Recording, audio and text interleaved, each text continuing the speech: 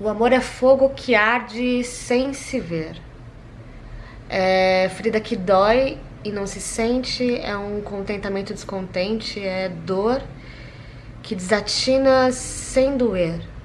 É não querer mais que bem querer, é solitário andar por entre a gente, é um não contentar-se de contente, é cuidar que se ganha em se perder. É estar se preso por vontade, é servir a quem vence e o vencedor. É ter com quem nos mata lealdade, mas tão contrário a si é o mesmo amor. Renato Russo, Camões ou a Bíblia? De quem estamos falando? No vídeo de hoje a gente vai falar sobre o Camões, o poeta mais conhecido da língua portuguesa, mas também o mais misterioso, porque ninguém sabe absolutamente nada sobre esse cara. Mas hoje, especificamente, falaremos tanto da história dele, quanto do classicismo, né? O humanismo, o classicismo, o renascentismo, que tem a ver ali com aquele período, e os autos, sim, as peças teatrais desse poeta aí misterioso. Eu não sei se vocês lembram, mas a gente começa a ter uma literatura em português lá na Idade Média com o trovadorismo, né? Que a gente tinha as cantigas.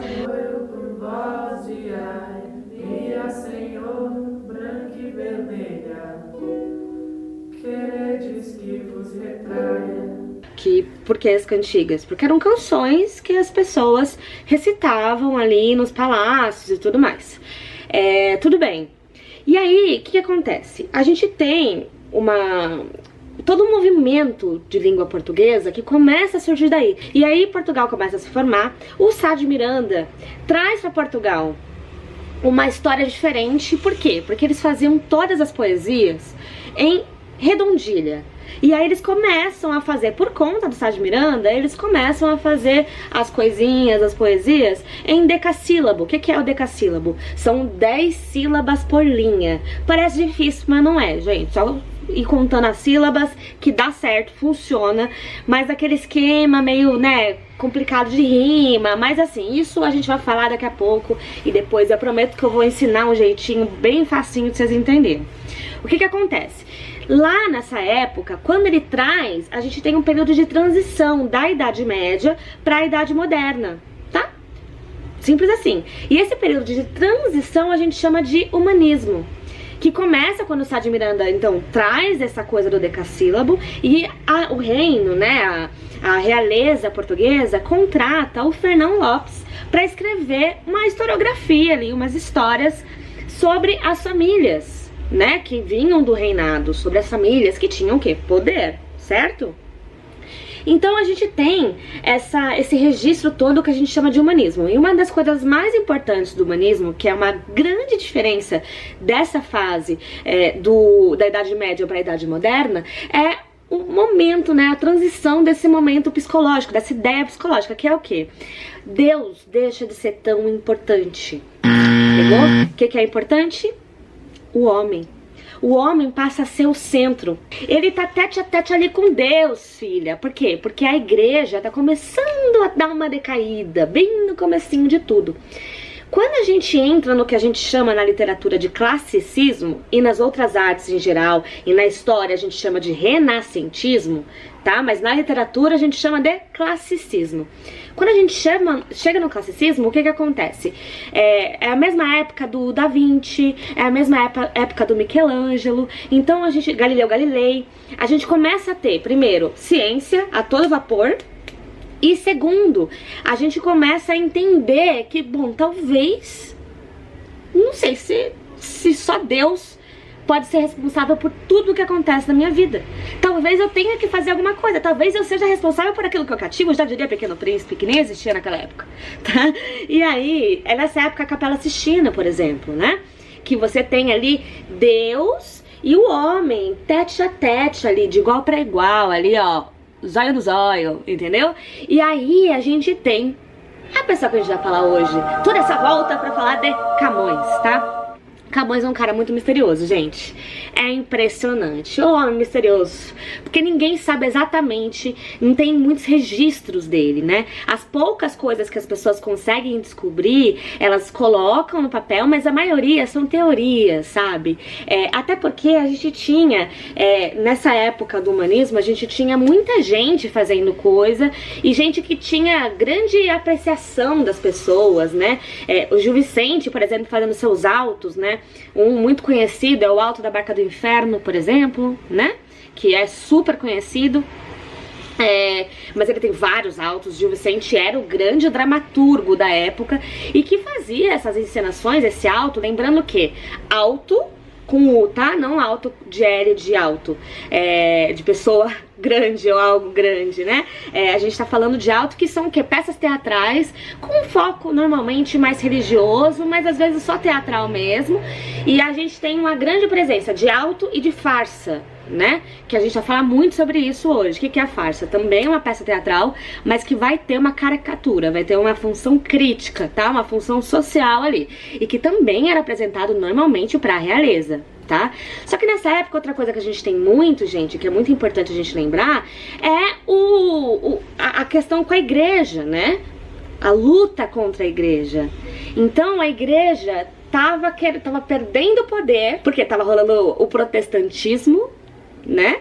Então a gente tem também muito isso, e o Camões tá ali existindo nessa época. É nessa época também o que? O Tratado de Tordesilhas, tá? É nessa época que a gente começa a dar uma função, a gente sai do feudalismo e vai pro mercantilismo. Percebe como a própria sociedade vai andando na sua própria convicção ali, na sua própria certeza, porque a ciência também tá rolando, né? À solta.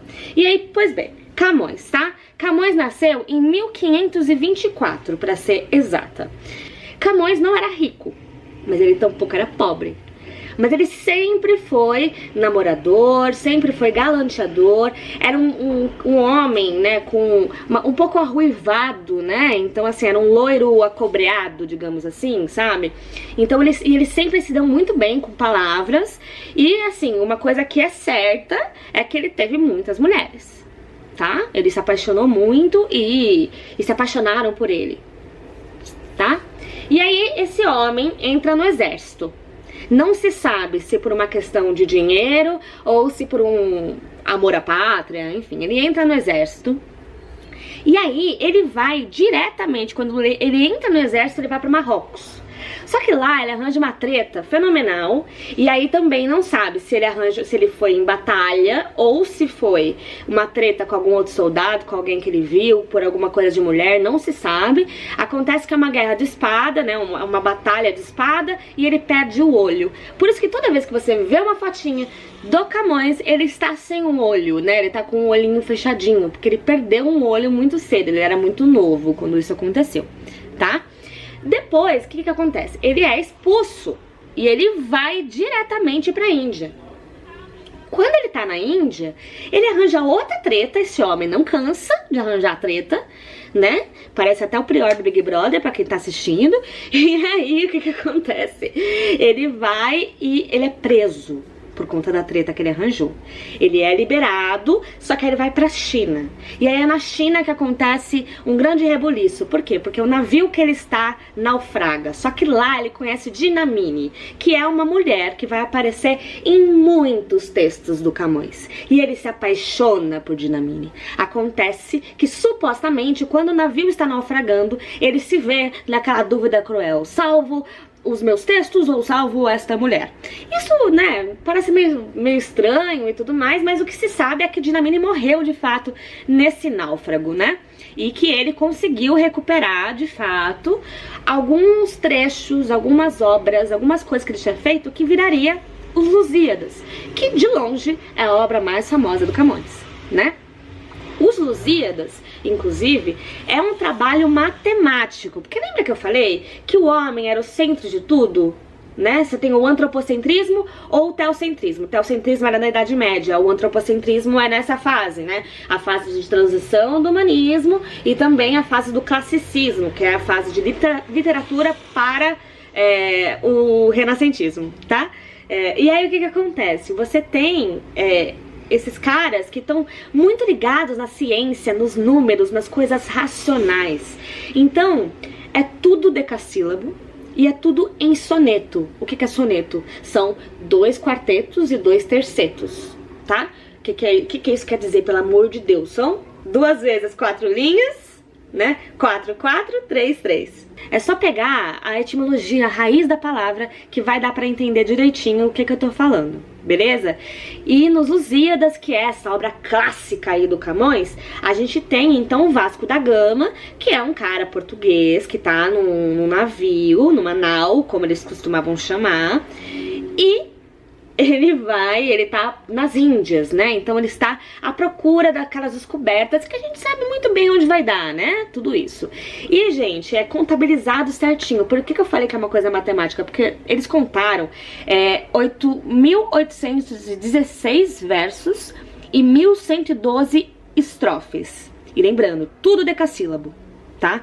Então, o que isso quer dizer? Que esse cara, ele pensou cada frase que ele falou, cada frase que ele fez, assim, é absurdo o poder desse cara. Meu, é impressionante. E toda a obra do Camões se baseia, inclusive a que cai no vestibular, porque muito cai no vestibular, já caiu na FUVEST, Unicamp e tal. É bom lembrar que, primeiro, tá? A gente tá falando de uma epopeia nos Lusíadas. Quando cai os Lusíadas, o que é epopeia? É uma coisa nacionalista, né?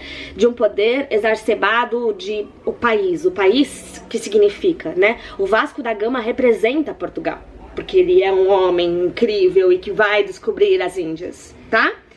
O que acontece? Aliás, dizem que o rei de Portugal da época, porque essa obra, Os Lusíadas, foi dedicado a este rei, deu um dinheiro, um prêmio pro Camões, e que foi o suficiente para ele viver o resto da vida dele, apesar de que ele morreu pobre, em 1580. Mas, ainda assim, né, temos essa questão aí que é importante a gente lembrar. Então, quando cai os Lusíadas, é bom você lembrar disso tudo que eu falei, né, que é uma epopeia nacionalista, que são decassílabos, né? E que o soneto, é tudo em soneto, né? Então, assim, o que é o soneto? 2 quartetos e 2 tercetos, beleza? Ou seja, 4, 4, 3, 3, tá?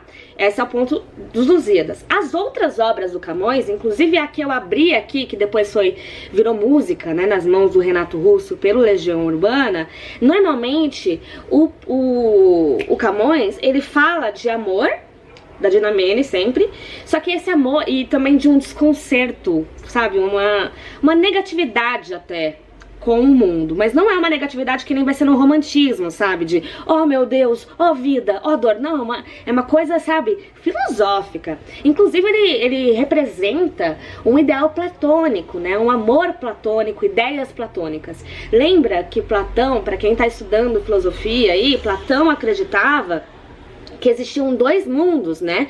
Que era o mundo das ideias, que era tudo perfeito, tudo maravilhoso, tudo incrível, e o mundo que a gente vive aqui, né? Que é essa bosta, né? Todo mundo em quarentena, não, mas é tudo isso, sabe? Essa história de que na cabeça do Camões o amor também era assim. Então o poeta é muito perfeito, sabe? Ele é um homem que ele tá pensando em tudo, ele vai pensar em tudo. E esse amor dele é inalcançável de certa maneira, mas é o inalcançável no mundo das ideias, não é nem a coisa carnal exatamente, sabe? É naquele mundo ali, é aquela coisa. Olha que obra de arte, porque lembra que se eles são matemáticos e racionais, eles querem voltar pro clássico. Olha o nome dessa escola literária, desse momento literário, classicismo. O que te lembra a palavra classicismo? Te lembra clássico. Portanto, clássico, eles vão voltar pra onde? Pro período greco-latino, gente. Vão voltar pra época da Grécia. Por quê? Porque a galera da Grécia que era perfeita. Tinha deusa, beça. Era demais a Grécia. Todo mundo bonitinho, né? Com tudo no lugarzinho assim que eles achavam que era certo. Era impressionante. Não tinha uma pessoa feia na Grécia. Nada. Tudo perfeito. E inclusive a maioria era Deus, sabe? Então eles voltam a essa mitologia. Inclusive nos autos que eu vou apresentar pra vocês, vocês vão ver isso muito presente.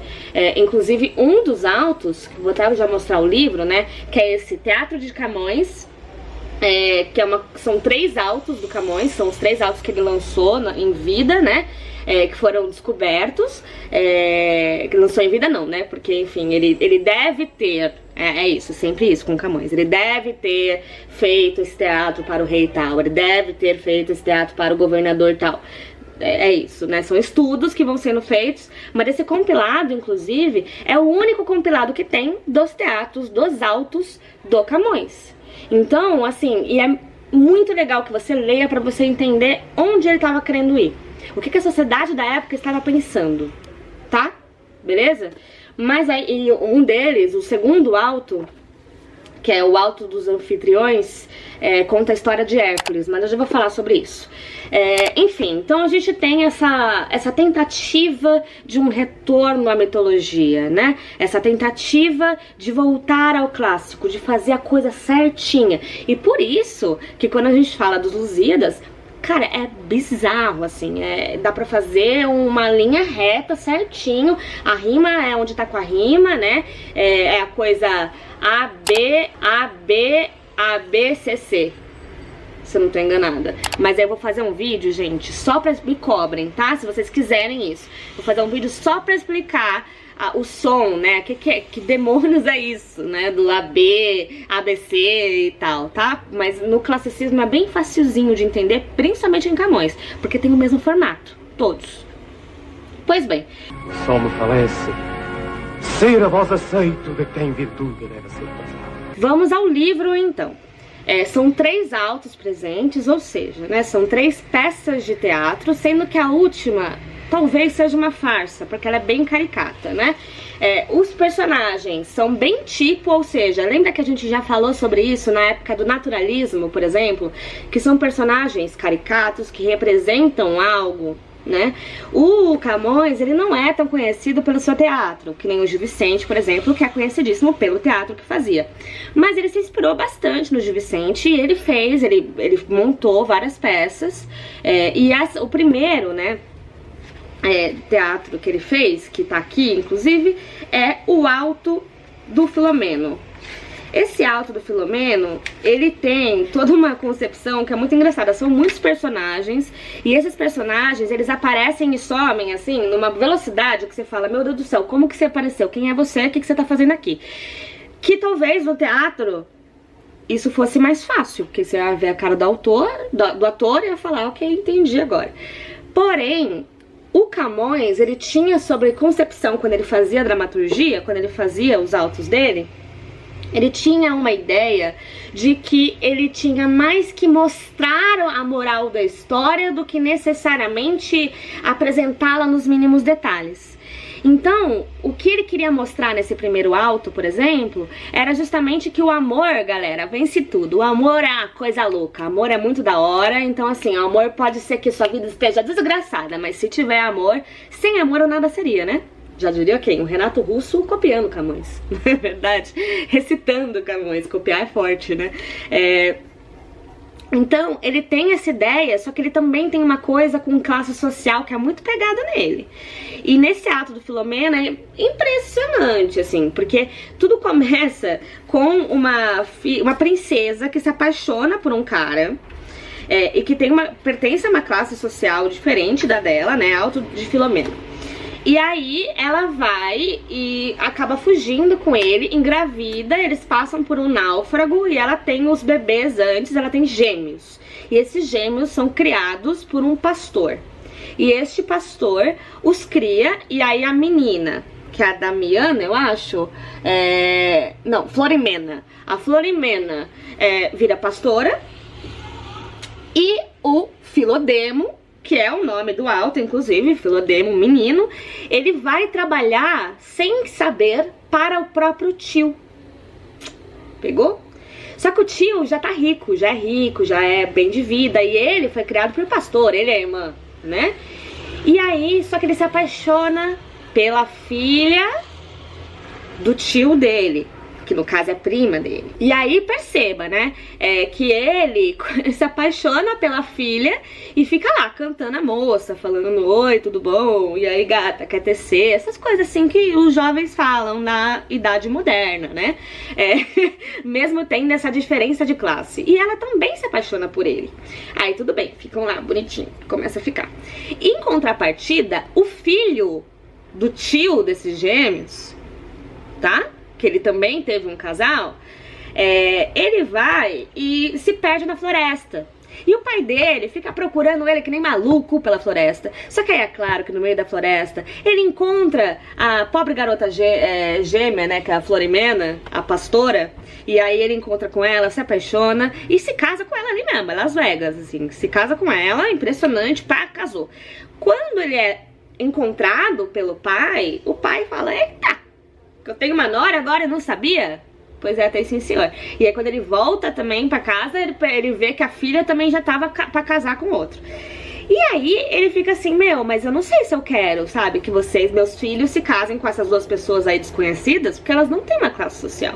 Aí chega o pastor e fala, calma, eles eram filhos da princesa e tal, não sei o quê. E aí eles morreram no náufrago, inclusive seu irmão que engravidou ela, não sei o que, blá blá. E aí, pensa o seguinte, que você pensa agora, vai ter agora um caso sério, porque eles são da família e descobriram, tchananã. Mas não, isso não acontece, ele fica felizaço, ele fala, ai, graças a Deus eles são ricos então. E aí, vivem felizes para sempre. Esse é o primeiro alto. Mas é muito engraçado o fato de que, olha o que o Camões quis mostrar. Ele criou toda uma peça teatral, apresentou para um palácio. Ele apresentou isso na Índia, para um palácio e para um governador, sabe, da época, e todo mundo fez uhul, massa, porque ele queria mesmo mostrar essa história, essa vibe. E inclusive as falas são muito diferenciadas, porque quanto mais pobre, mais popular é a fala, mais tranquilo é de entender. Quanto mais rico, mais difícil é de entender, porque usa um monte de firula, usa um monte de palavrinha. E ele faz isso em todos os autos dele. Quanto mais a classe social for elevada, mais difícil fala, tá? Esse é o primeiro alto. O segundo alto é o alto dos anfitriões.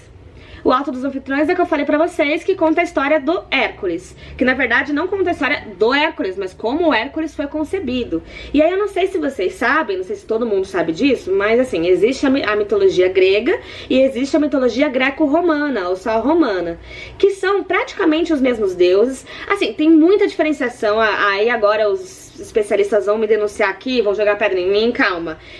Tô explicando isso num nível vestibular, tá? Mas a principal diferenciação, acho que a primeira diferenciação que a gente tem são os nomes. Então, você tem, por exemplo, Zeus, que é o pai de Hércules. Você tem essa história, só que na greco-romana ele chama Júpiter e não Zeus, tá? E ele tem umas diferenças de poder e tal. Mas isso é muito importante pra vocês saberem, porque o Camões segue aqui a mitologia greco-romana.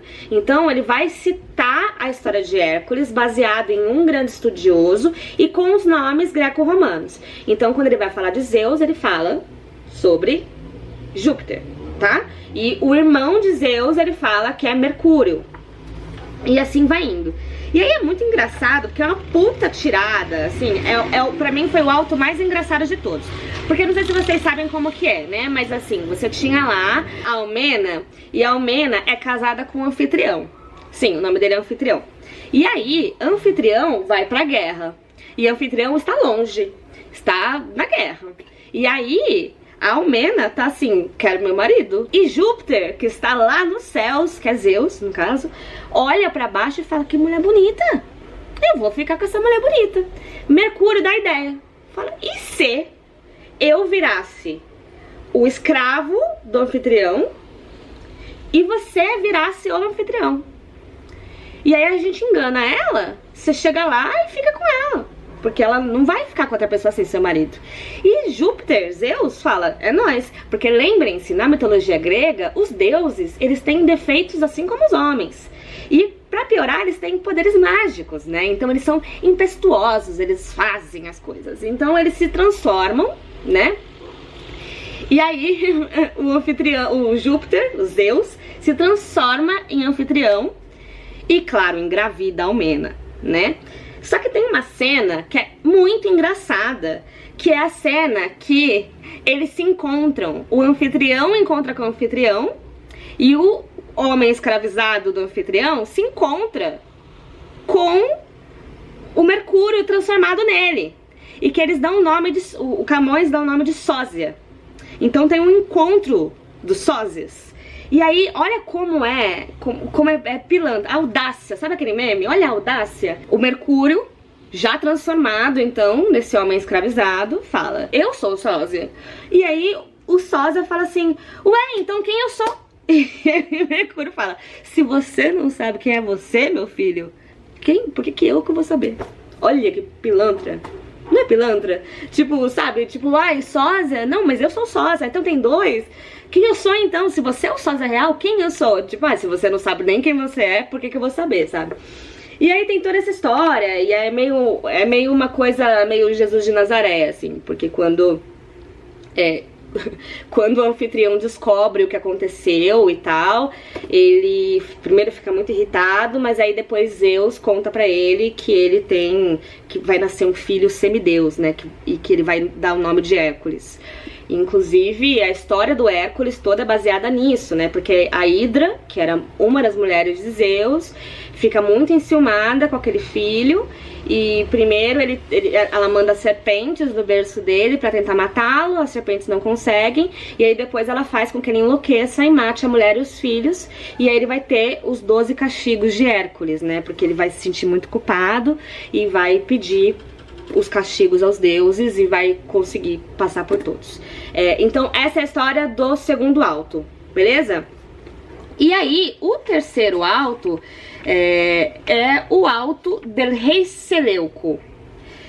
E aí que é o alto mais moderno, eu achei. Por que moderno? Porque tem uma coisa metalinguística. Então, começa com um pré-teatro, digamos assim, que os especialistas chamam de metateatro. O que é? É quando você fala do teatro dentro do teatro. Sabe quando tem alguém na novela, assistindo novela? É isso, né? Essa é a função metalinguística que a gente fala, que inclusive cai muito no Enem, no vestibular de maneira geral. Pois bem, o que é o metateatro? É a galera falando do teatro, porque eles mesmos começam já se apresentando e falando, olha, aqui eu sou um personagem, né, eu não sou real, mas aqui vai ter um alto, hein, e dizem que esse alto vai ser bom. E é muito engraçado esse começo, porque parece que eles estão com uma plateia, e aí eles ficam se chamando, né, falando, você vem aqui, né, vai daqui à casa de Martim Chinchorro e diz-lhe que temos cá um alto com grande fogueira. Então é meio que isso, né? Se ela for a outra peça de mais-valia, tu botaras a consciência pela porta fora para meteres em tua casa. Tipo, é meio que isso. Quando eles fingem que vê uma pessoa indo embora, eles falam assim, se essa mulher tá indo pra outro alto, pra outra peça, aí, bom, ela acredita com a consciência dela, porque esse alto aqui é muito melhor. Então, mulher que saiu, vai lá avisar pra fulano, vai lá na casa do fulano avisar que aqui vai ter um alto muito legal e que tem fogueira. Olha que massa. Então, é meio que isso, né? É a parte mais importante desse alto del rei Seleuco. E aí depois começa a encenação de verdade, né, com os atores que interpretam. Já começa com o rei muito doente, com toda uma questão, todo aquele drama. Enfim, esses são os 3 altos que tem aqui nesse livro, que é da Oficina Raquel. E é muito legal você entender um pouco mais sobre a sociedade e, por que não, sobre o próprio... Enfim, sobre o próprio Camões e a história da literatura. Pensa, né, que é um dos personagens, gente, é um dos poetas mais conhecidos e mais importantes da língua portuguesa. Não à toa ele cai tanto no vestibular, tá? É um clássico e eu acho que dá pra entender muito sobre ele a partir da leitura desse livro. E que, né, é a única que tem os 3 juntos, né, os 3 altos juntos. Dá pra entender também as escolas literárias e outras coisitas mais, inclusive algumas coisas em português de Portugal que eu achei divertidíssimo. Tem uma hora que ele chama uma das mulheres de cadela, e eu fiquei, nossa, que grosso, que petulante. Aí eu fui descobrir que cadela é malvada. E aí eu fiquei tipo, tudo bem. E tem um glossário, tá, no final, pra ajudar em todas as coisas, se você tiver alguma dúvida e tal, sempre sem contar, né, que tem um cara no começo que ele fala um pouquinho do Camões e explica obra por obra o que que fala, o que que não fala, o que que a gente deve se atentar, o que que a gente não deve se atentar. Beleza? Ui! Videozão, hein? Grandão, mas fazia tempo que eu não fazia nada de edu aqui pra vocês. A gente tá em quarentena, mas tem que estudar aí porque a gente tá ligado que talvez o Enem não se adiante, né? Talvez a gente tenha as datas aí mantidas. Ah, e aliás, disse por aí que Camões morreu pela peste, tá? Então, enfim, tamo aí, né? Com uma peste nova no pedaço. A gente se vê no próximo vídeo e me falem, se vocês tiverem alguma dúvida, coloca aqui embaixo que eu vou tentar ajudar da melhor maneira possível. Um beijo, tchau!